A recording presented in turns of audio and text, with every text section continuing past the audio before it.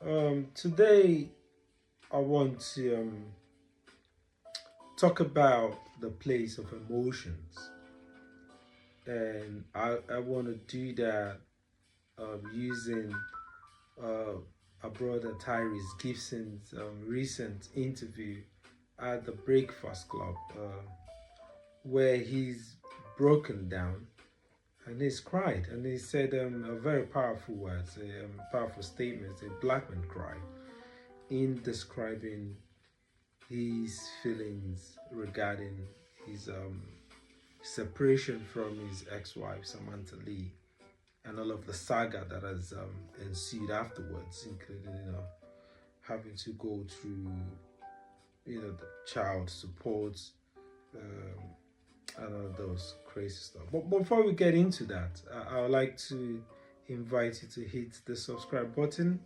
for more um, episodes and updates of this beautiful work.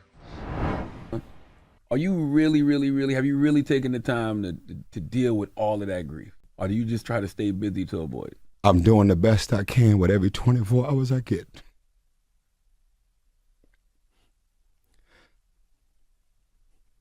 That's it. Get some tissue for it, brother. No, I don't need no tissue. Black men cry. That's right. The tissue.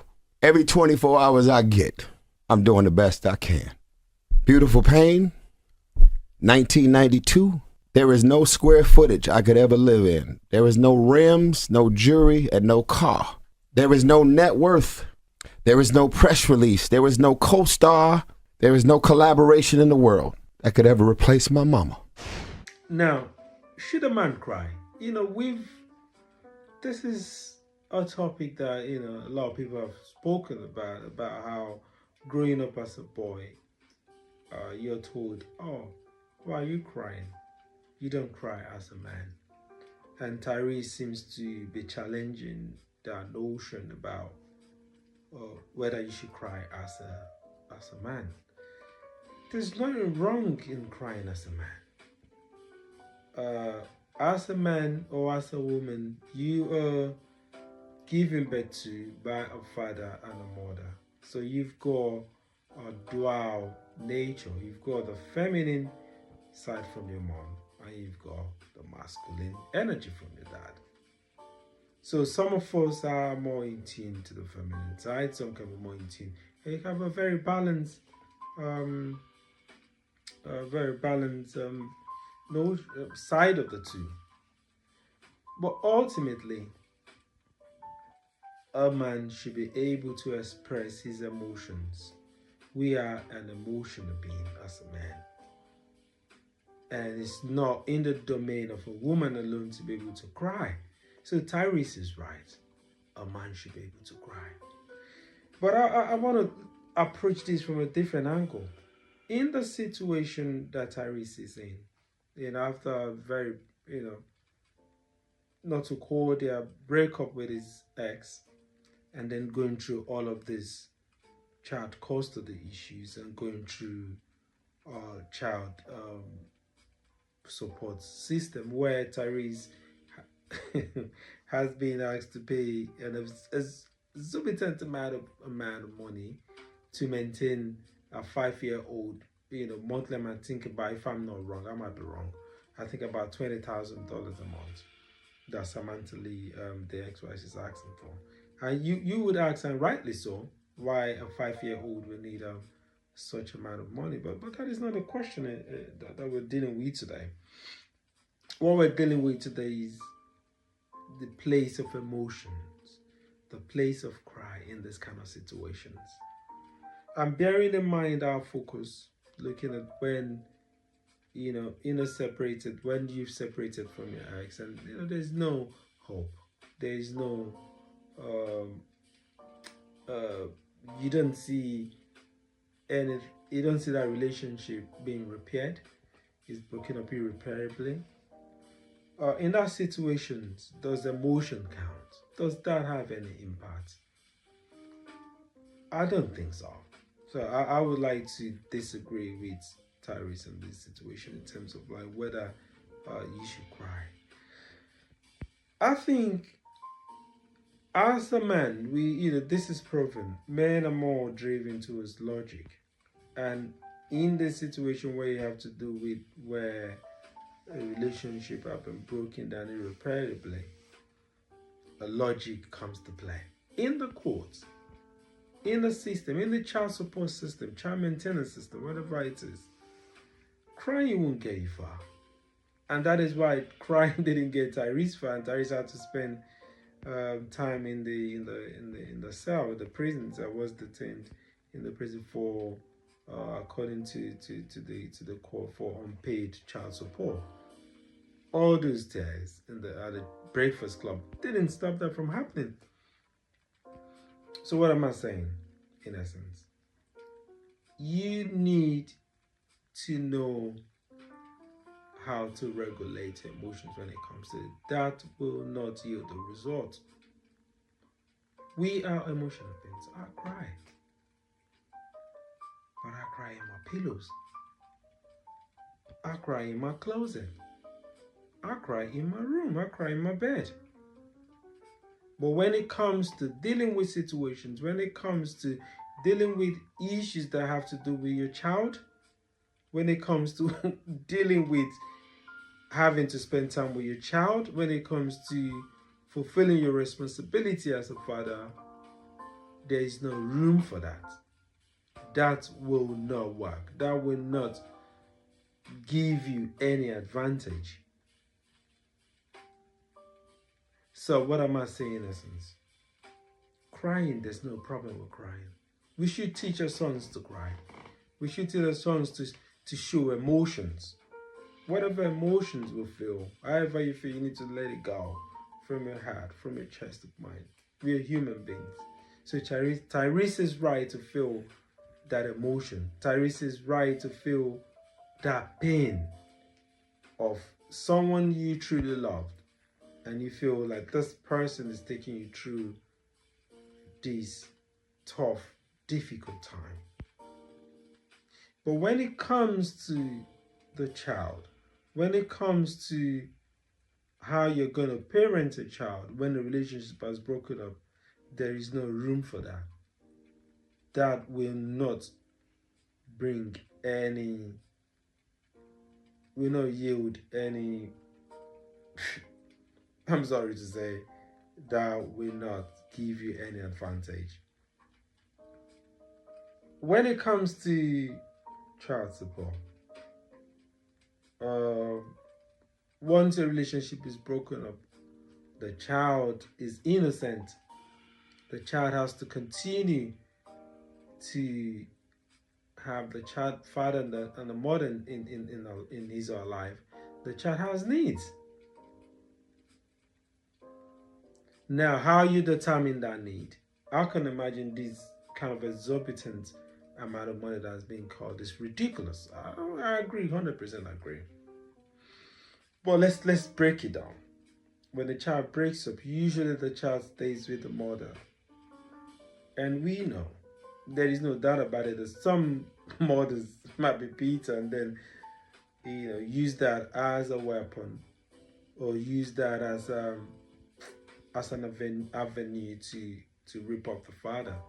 Because I can say here confidently that I don't think any child, no matter what the circumstances, need $20,000 to survive in a month. But let's put it this way: when a relationship breaks up and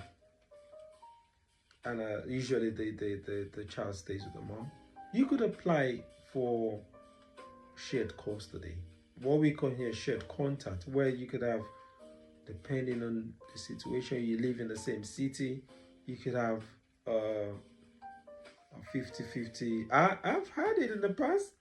It don't matter the age. I've had it in the past where we share equally. The child is spending 2 weeks with the mother and spending 2 weeks with me. The children are spending 2 weeks with their mother and spending 2 weeks with me. And there's nobody's paying no child support or child maintenance because I have equal amount of time spent with the child. You could do that. And I think it is even more rewarding because you could have your imprint on the child. You could have your influence on the child. I don't think that the quote we ultimately deny a father his place in the child in the life of his or his child. So I think it's not even about the money. It's not even about not wanting to pay the money. It's just the right thing to do. It's not about money, because if the court can enforce, or if the court can put a father in court, in jail, in prison for not paying support, I think the court should also be able to enforce it, that the father should be able to spend time with the child. That's where my interest lies. Because sometimes some fathers just believe, this system is against me. I want nothing to do with this child. I'm just going to pay. But no, you should be in the life of the child. But I don't think the court is able to enforce that. I don't think the court is able, but the court should also put in the same energy that it puts in enforcing the father to take his financial responsibility.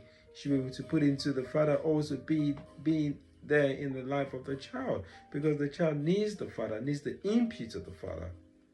So what I'm saying in essence is the father should try and be in the life of the child. And that, in my own experience, if you go for shared contact or shared custody, then you don't have to pay any money to nobody. It means you have the child equal amount of time. But if the mother has to have the child for all of those times, and you have to go and do work and continue, then it's only right that you support the mother in this. But there are times it's easier said than done. There are situations where the mothers use this as an opportunity to frustrate each other, and the system approves it. But I think, again, I don't know about the United States, but in the UK there is these things are kind of like income based, which I don't know, depending on the income, we would also think it's the child support system is faulty. I personally do not agree in a court or in the system being involved in how a child's life is being determined. But I can also understand where it comes from, because some fathers, some parents, once they're separated, don't want to support the other parent, and you just have to enforce that. So I also understand where that comes from. But my point is this: you can be in your child's life. There's a way around it. You can be in your child's life, that is again, and not pay that child maintenance. So I think there's a way out.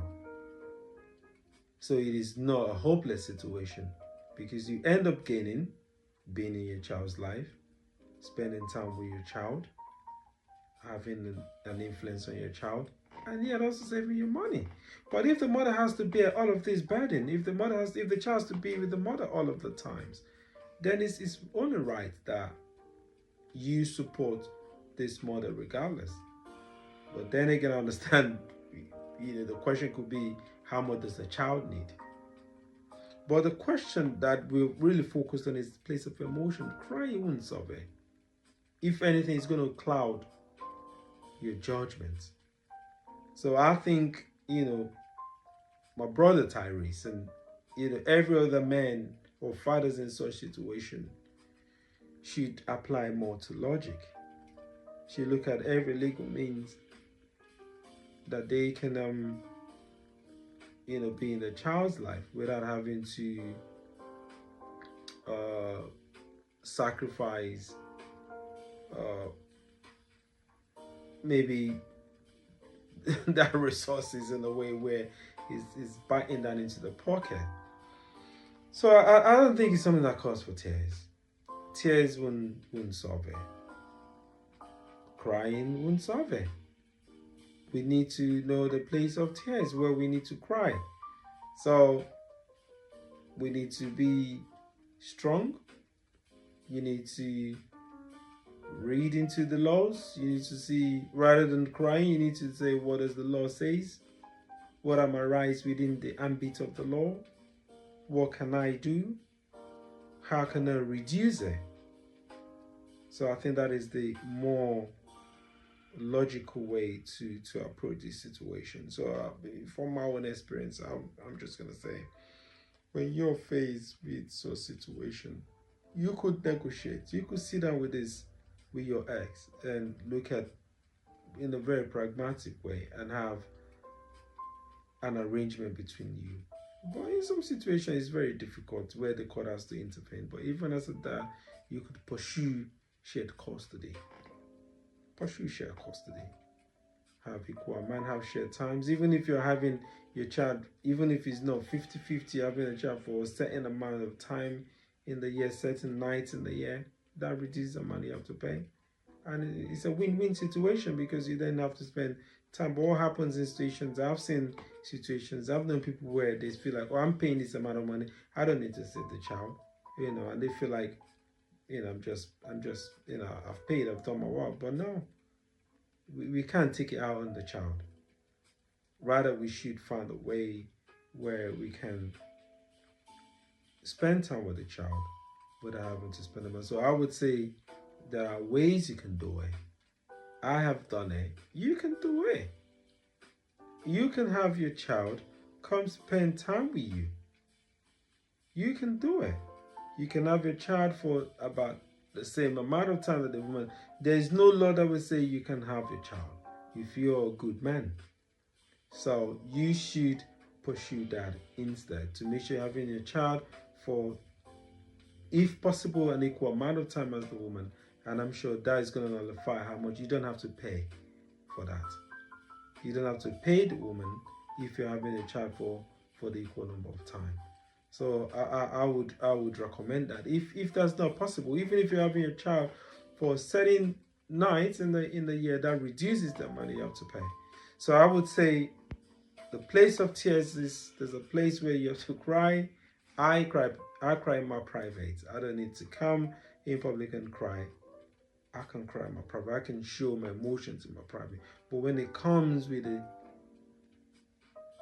we're dealing with these situations in public, we're dealing with this, you need to have a clear mind. And that clear mind has to mean you have to be logical, you have to be abreast of the law, and you need to apply the wisdom of the law. And that in my situation would be, if there's nothing to about, pursue equal amount of time with your child. That's going to reduce, if nothing, reduce the money you have to pay for a child. And it's only a matter of time before the child becomes an adult.